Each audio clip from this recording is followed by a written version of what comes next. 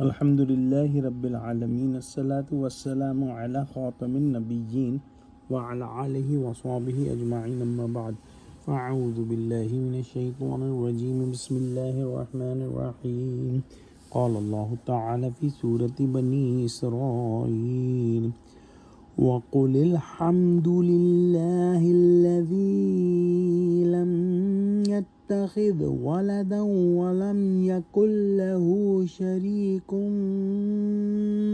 فِي الْمُلْكِ وَلَمْ يَكُنْ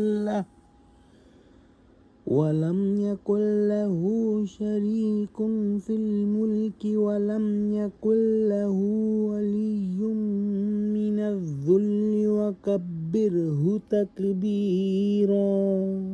ترجمہ: اور کہو کہ سب تعریف خدا ہی کو ہے جس نے نہ تو کسی کو بیٹا بنایا اور نہ اس کی بادشاہی میں کوئی شریک ہے، اور نہ اس وجہ سے کہ وہ عاجز و ناتواں ہے کوئی اس کا مددگار ہے، اور اس کو بڑا جان کر اس کی بڑائی کرتے رہو۔ یہ آیت سورہ بنی اسرائیل کی آخری آیت ہے جس میں اللہ سبحانہ وتعالیٰ نے نماز کے بعد خالص توحید کا بیان فرما کر سورت کا اختتام کیا ہے۔ یعنی ساری تعریفیں اور تمام خوبیاں صرف اللہ سبحانہ وتعالیٰ ہی کے لیے ہیں جو اپنی ہر صفت کمال میں یکتا ہے اور ہر قسم کی کمزوری، عیب اور نقص سے پاک ہے۔ اس آیت میں شرک کی تینوں صورتوں کی سختی سے نفی کی گئی ہے۔ ایک وہ شریک جو اپنے برابر کا ہوتا ہے اور مشکل میں اپنے برابر کے دوست یا حبیب کی مدد کرتا ہے۔ دوسرا وہ جو اپنے سے بڑا ہو اور کمزور کی مدد کرے، جیسے بادشاہ کسی رعایا کی مدد کرے۔ تیسری صورت یہ ہے کہ کسی کو کمزوری یا ذلت کے وقت مدد کی ضرورت پڑے اور وہ کسی بڑے سے مدد مانگے۔ اس آیت میں ان تینوں صورتوں، تینوں امکانات کو رد کر دیا گیا ہے۔ نہ اس نے کسی کو بیٹا بنایا، یہ پہلے احتمال کی نفی ہے، یعنی اس کا کوئی برابر نہیں۔ نہ اس کا سلطنت میں کوئی شریک ہے، یہ دوسرے احتمال کی نفی ہے، اور نہ ذلت کے وقت اس کا کوئی مددگار ہے، یہ تیسرے احتمال کی نفی ہے۔ اللہ سبحانہ وتعالیٰ کے لیے ذلت یا کمزوری کا کوئی وقت ہے ہی نہیں، تو یہ ویسے بھی کچھ معنی نہیں رکھتا۔ اس کے بعد فرمایا کہ اس کی بڑائی کا خوب اعتراف کرو، یعنی انسانوں کو چاہیے کہ زبان اور دل سے اللہ سبحانہ وتعالیٰ کی عظمت و بزرگی کو تسلیم کریں اور ہر قسم کی کمزوری سے اس کی ذات کو بلند سمجھیں۔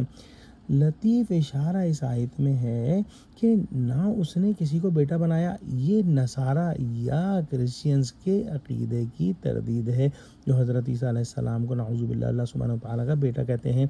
نہ سلطنت میں اس کا کوئی شریک ہے، یہ مشرکین کے عقیدے کی تردید ہے جو اللہ سبحانہ وتعالیٰ کے ساتھ اوروں کو بھی شریک ٹھہراتے ہیں۔